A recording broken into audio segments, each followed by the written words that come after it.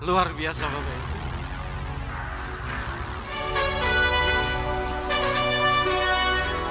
Mitra-mitra sinergi seluruh Indonesia, apa kabar? Di sebelah kiri saya yang lagi gelap-gelapan, apa kabar?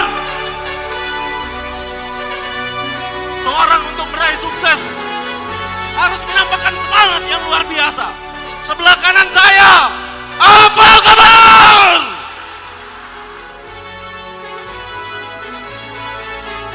Semuanya, para calon peraih luxury berikutnya, apa kabar? Luar biasa, plus untuk kita semua. Silakan duduk kembali Bapak Ibu. Luar biasa. Bismillahirrahmanirrahim. Assalamualaikum warahmatullahi wabarakatuh.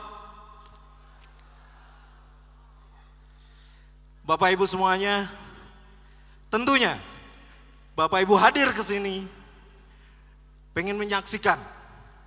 Saat ini Bapak Ibu mungkin menyaksikan, tapi di periode GSS berikutnya Bapak Ibulah yang ada di panggung ini.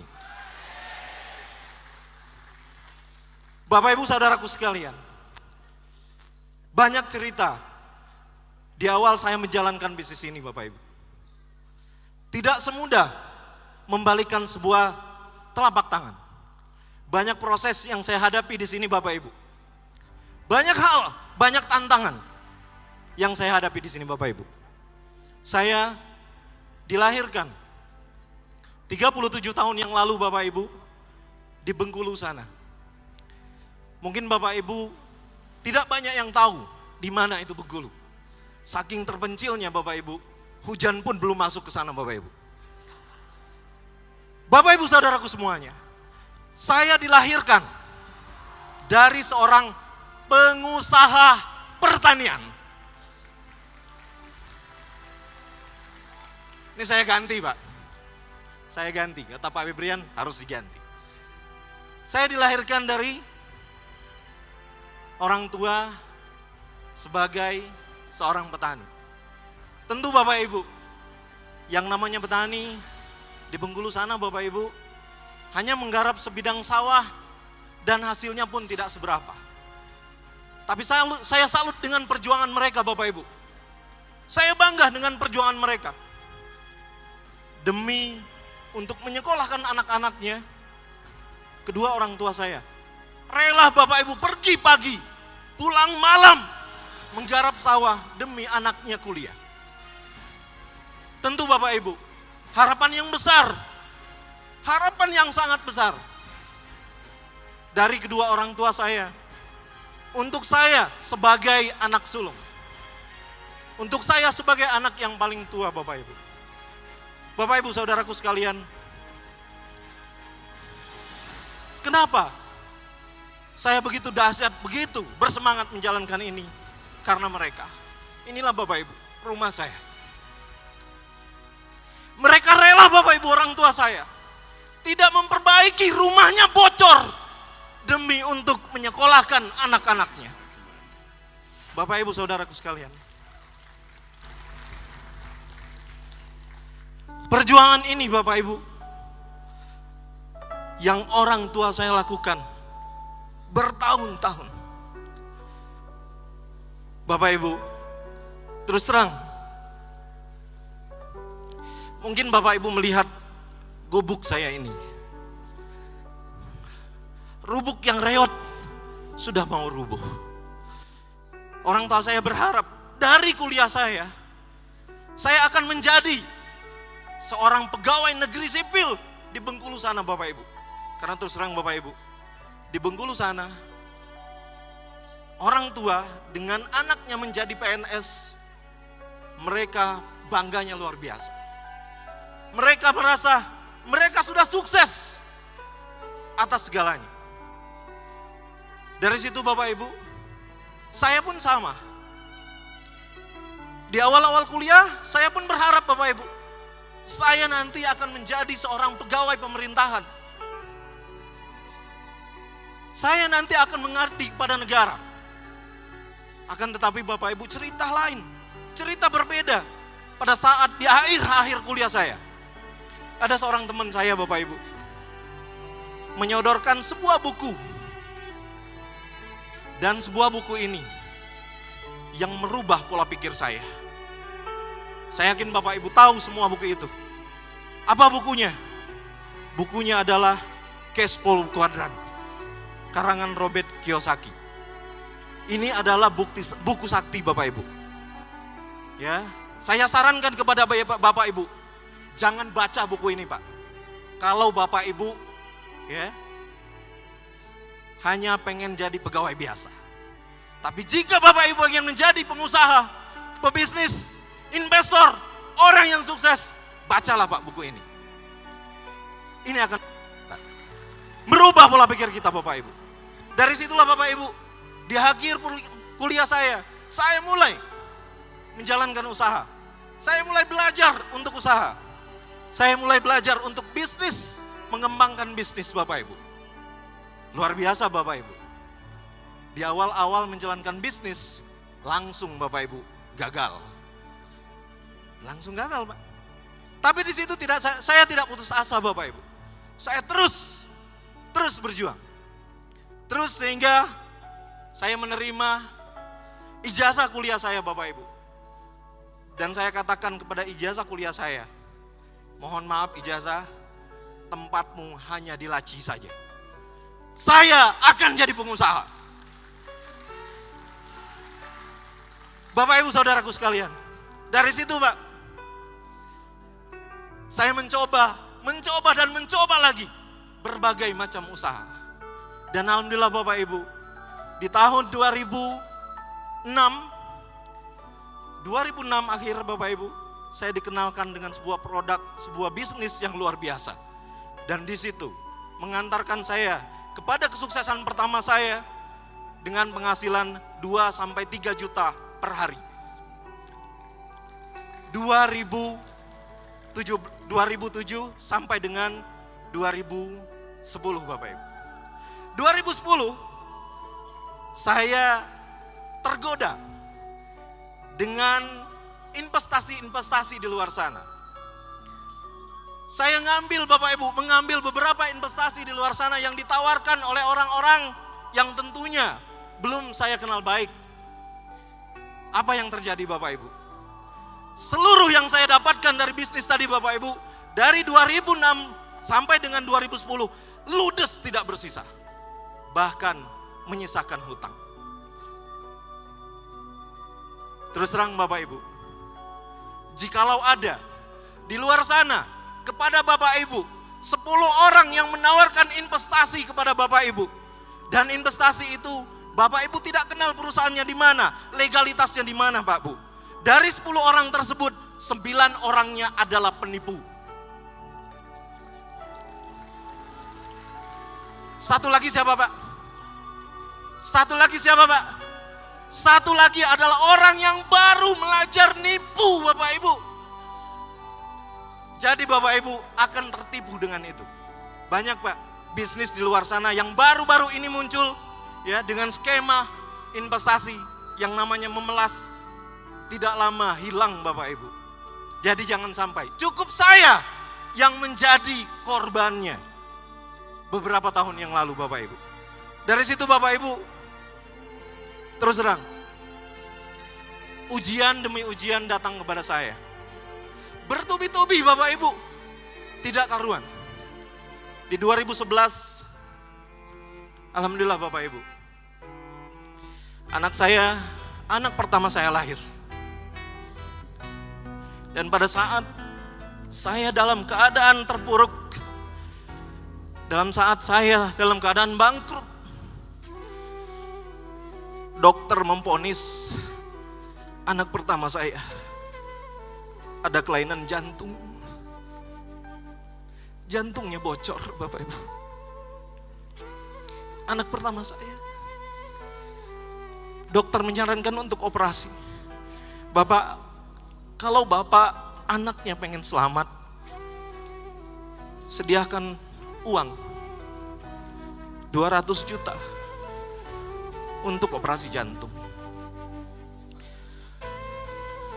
Saya tidak bisa berkata-kata Bapak Ibu di situ.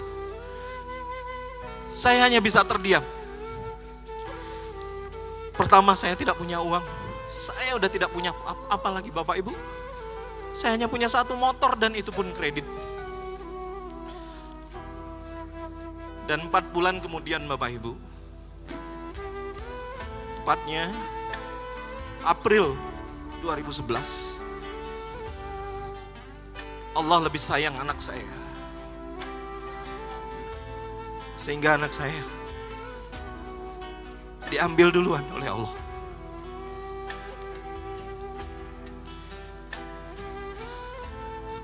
Bak tersambar petir di siang bolong Bapak Ibu. Sudah keadaan ekonomi yang terpuruk, ditambah lagi anak pertama yang Allah ambil duluan. Lumayan butuh waktu yang lama Bapak Ibu untuk saya mengembalikan mental saya. Saya hanya berdiam di rumah Bapak Ibu waktu itu, nggak kemana-mana.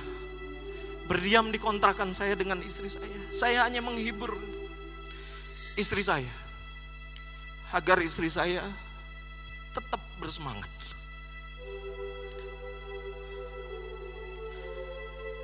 Cukup lama Bapak Ibu, cukup lama kondisi ini menimpa diri saya.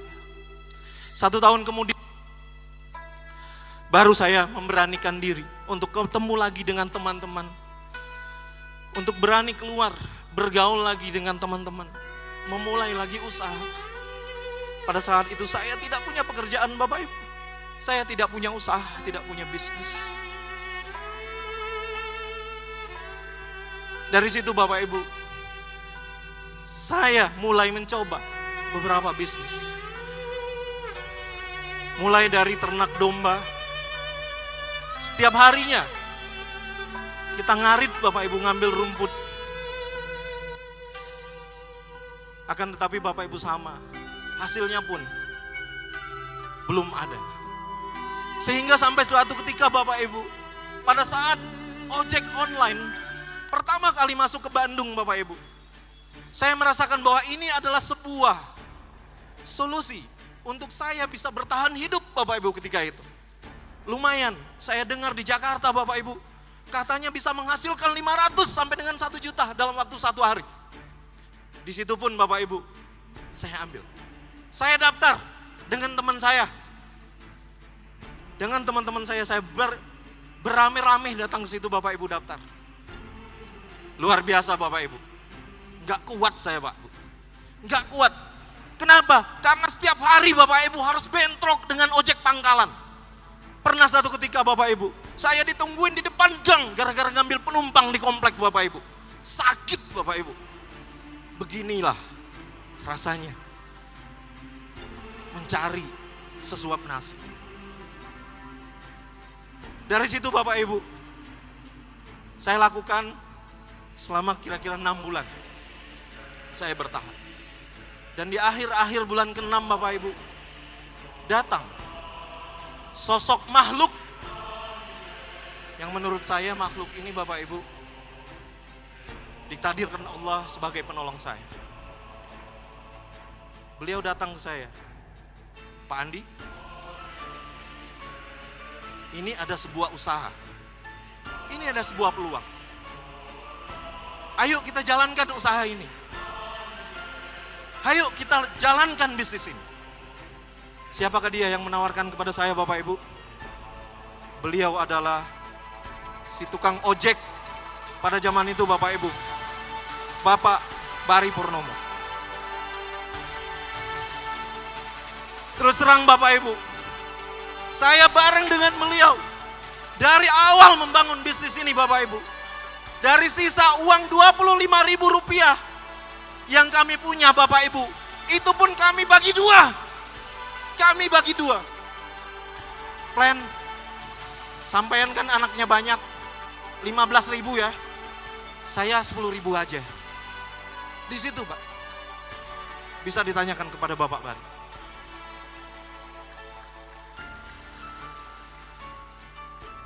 Dan pada saat Bapak Bari menawarkan kepada saya bisnis ini Pak, saya pun melihat, menatap muka Pak Bari. Coba lihat Pak, yang sisi kirinya. Kira-kira Bapak Ibu percaya nggak kalau ada orang yang sosoknya begitu Bapak Ibu, ya, nawarin bisnis miliaran. Pak Andi, ini bisnis potensinya miliaran Mbak. Dahsyat ini bisnis. Gitu dia bilang Mbak. Ya, saya menatap wajah Pak Bari. Yang benar ini, benar. Terus, ya udah ayo kita datang ke seminarnya. Beliau bilang gitu Pak. Datang kami Pak. Datang ke seminarnya Pak, di seminar kan dijelaskan bla bla bla bla bla. Selesai Pak. Saya langsung bilang ke Pak Bari, Pak Bari, hari ini saya gabung Pak. Pak Bari pun menyambut dengan semangatnya. Siap, oke. Saya bilang ke Pak Bari, tapi Pak, saya nggak punya uang.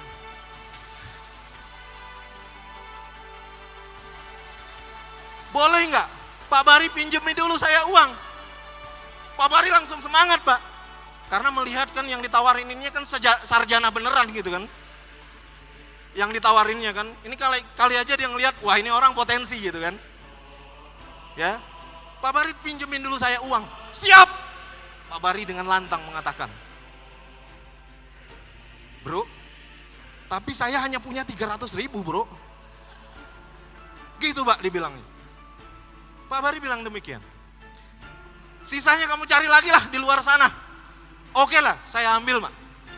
Saya ambil dan di situ Pak, saya mulai terdaftar menjadi mitra PT BES.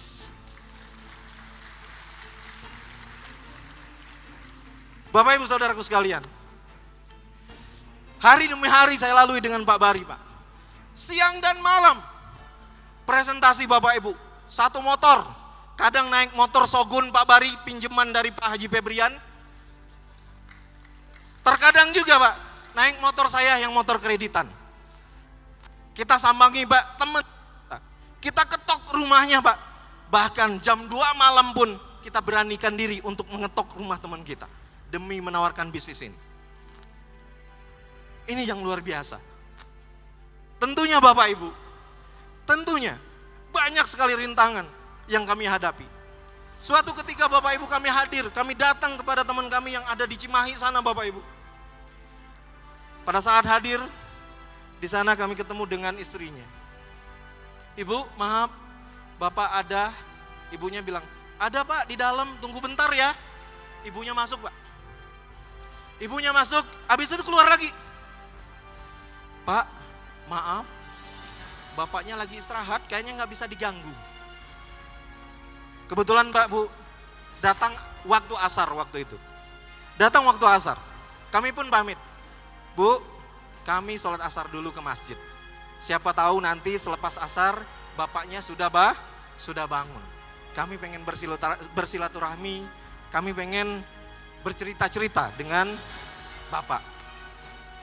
Singkat cerita Bapak Ibu pulang dari sholat asar, kami kembali ke rumah tersebut. Apa yang kami dapatkan Bapak Ibu? Ibunya langsung bilang pada saat kami sampai, mohon maaf Bapak, Bapak Bari, Bapak Andi, kayaknya Bapaknya mau istirahat dulu, jadi tidak bisa diganggu untuk hari ini. Luar biasanya Pak. Hati saya langsung berkata, ya Allah, beginilah perjuangan. Saya saat itu terus terang Bapak Ibu, belum kebayang Bapak Ibu bakal naik Pajero. Belum kebayang. Saya menatap wajah Pak Bari. Plan, karena saya memanggil beliau Aplen. Jadi saya panggil, Plan, gimana ini? Beliau pun bilang kepada saya, teman kamu masih banyak kan? Masih, saya bilang Pak. Ya, hayu berangkat, kita temui teman kamu yang lain. Lupakan dia. Itu kata Pak Bari Pak.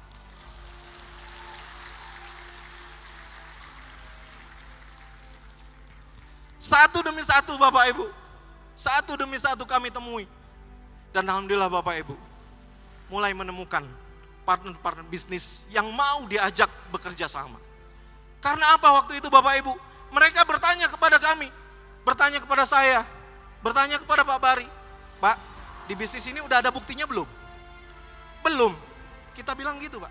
Karena waktu itu memang belum ada buktinya Bapak Ibu. Belum ada yang nerima mobil. Ya. Terus prospekan kita bilang apa? Ya terus, kalau belum ada buktinya gimana dong? Masa bisnisnya katanya miliaran tapi belum ada bukti? Pak Bari dengan lantang Pak, langsung memutus pembicaraan saya. Pak, mohon maaf, untuk masalah bukti, nanti kita yang akan jadi buktinya. Itu beliau bilang.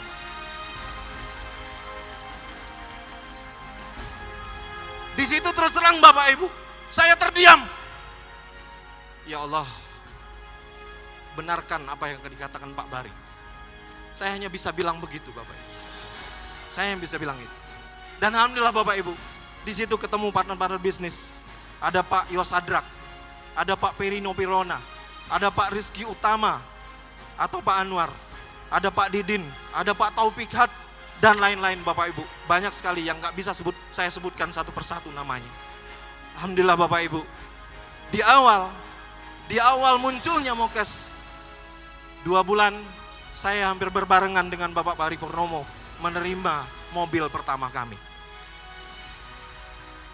Menerima Mokes pertama kami. Alhamdulillah Bapak Ibu.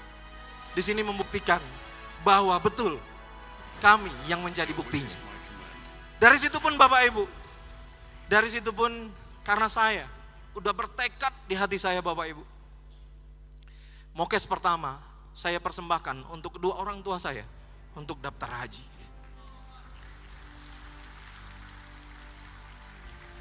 Selang 2 minggu kemudian Bapak Ibu, muncul lagi Mokes kedua. Selang 3 minggu kemudian Bapak Ibu, sebelum puasa, muncul lagi Pajero Bapak Ibu. Dan pada saat Pajero muncul Bapak Ibu, di sini bukan bermaksud ria Bapak Ibu. Mokes kedua saya serahkan lagi kepada Pak Haji Febrian. Pak Haji, tolong saya Pak, mobil ini tolong wakafkan ke masjid yang membutuhkan. Dan alhamdulillah Bapak Ibu, Pak Haji Febrian langsung Pak Bu mewakafkan Mokes kedua tersebut. Tidak lama, 1 bulan kemudian Pajero kedua pun cair. Dan terus bertubi-tubi Bapak Ibu, rezeki bagai mengalir air deras Bapak Ibu, sampai dengan luxury. Alhamdulillah Bapak Ibu, pada saat menerima luxury pun, 1 buah luxury saya persembahkan untuk rumah orang tua saya dan mertua saya. Saya bisa berangkat umroh bersama-sama keluarga besar saya Bapak Ibu. Dan saya persembahkan sebuah rumah untuk orang tua saya. Rumah yang tadinya sudah mau roboh Bapak Ibu, dibangun kembali. Lumayan Bapak Ibu, untuk orang tua saya di Bengkulu sana. Sebuah rumah yang tidak begitu besar, ukurannya cuman 8 kali 30 meter, saya persembahkan untuk orang tua saya. Itu rumah-rumah sebelahnya Pak. Begitulah di kampung saya. Lihat sebelah kirinya, lihat sebelah kanannya. Ini adalah persembahan luar biasa untuk orang tua saya. Bapak Ibu Saudaraku sekalian, kenapa saya begitu bersemangat Bapak Ibu menjalankan bisnis ini? Kenapa saya begitu antusias Bapak Ibu menjalankan bisnis ini? Alasannya adalah kedua orang tua saya dan anak istri saya. Bapak Ibu bisa melihat. Ini adalah alasan saya. Saya melihat di wajah kedua orang tua saya, sudah banyak keriput yang muncul Bapak Ibu. Saya berkata kepada diri saya, jika saya hanya menjadi seorang pegawai biasa, kapan saya akan bisa mendaftarkan mereka haji? Dan jika saya hanya seorang pegawai biasa, kapan saya bisa mempersembahkan rumah untuk mereka? Dan jika saya Bapak Ibu hanya menjadi pegawai biasa, kapan saya dan keluarga saya punya rumah? Dan jika saya hanya menjadi pegawai biasa, kapan saya bisa meraih impian-impian saya? Bapak Ibu Saudaraku sekalian, jika Bapak Ibu merasakan hal yang sama dengan saya Bapak Ibu, maka jangan pernah berhenti Bapak Ibu. Majulah, berjuanglah Bapak Ibu. Dan jika Bapak Ibu merasakan mempunyai impian yang sama dengan saya, maka jangan pernah mundur Bapak Ibu. Teruslah maju, berjuang, berjuang, dan berjuang Bapak Ibu. Bapak Ibu Saudaraku sekalian, menangisnya nanti saja Bapak Ibu. Nanti saja menangisnya. Tidak usah menangis pada saat Bapak Ibu ditolak. Tidak usah menangis Bapak Ibu. Menangisnya nanti saja Bapak Ibu. Menangisnya di sini Bapak Ibu. Di panggung ini Bapak Ibu. Di panggung ini. Pada saat Bapak Ibu menjadi seorang pemenang.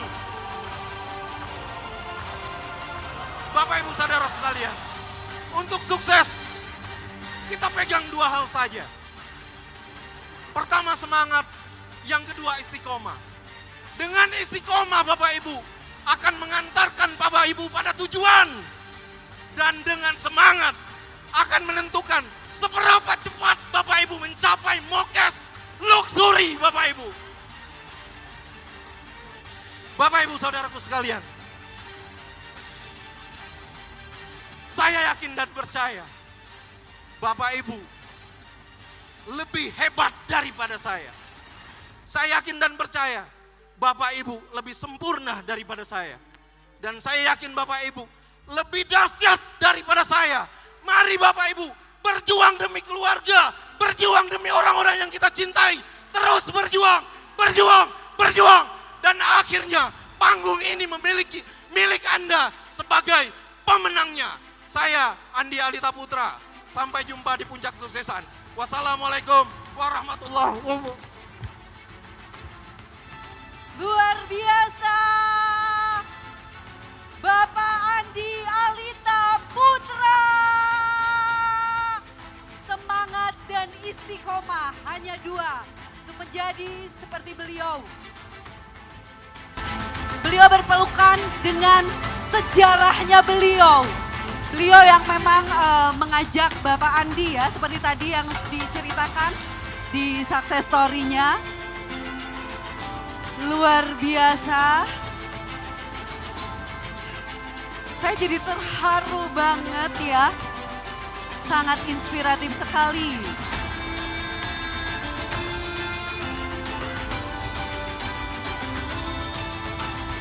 Terima kasih Pak Bari ya. Saya kenal beliau dari tahun 2004-2005 ya. Dari 2004-2005. Masya Allah, saya sangat bersyukur sekali bisa dibantu oleh orang seperti beliau yang tidak pernah dari awal saya memulai program SLC, Pak Suroto dan Pak Andi Alita adalah dua orang yang belum pernah bolos sama sekali ikut program SLC. Termasuk tadi pagi. Luar biasa. Insya Allah Anda semuanya bisa seperti Bapak Andi Alita. Insya Allah. Iya, sangat luar biasa sekali. Sampai Bapak Direktur kita juga naik ke atas pentas untuk memberikan penghargaan tentunya. Dan seperti disampaikan bahwa Bapak Andi Alita dan Bapak Suroto adalah yang tidak pernah absen SLC. Iya, betul sekali. SLC ya, jadi itu benar-benar. Jadi selain mendapatkan penghargaan, juga beliau secara istiqomah tadi kan ya. Ya betul, semangat dan istiqomah. Mudah-mudahan yang ada di sini selanjutnya bisa menjadi seperti Bapak Andi Alita Putra. Tepuk tangan untuk Anda semua yang ada di sini.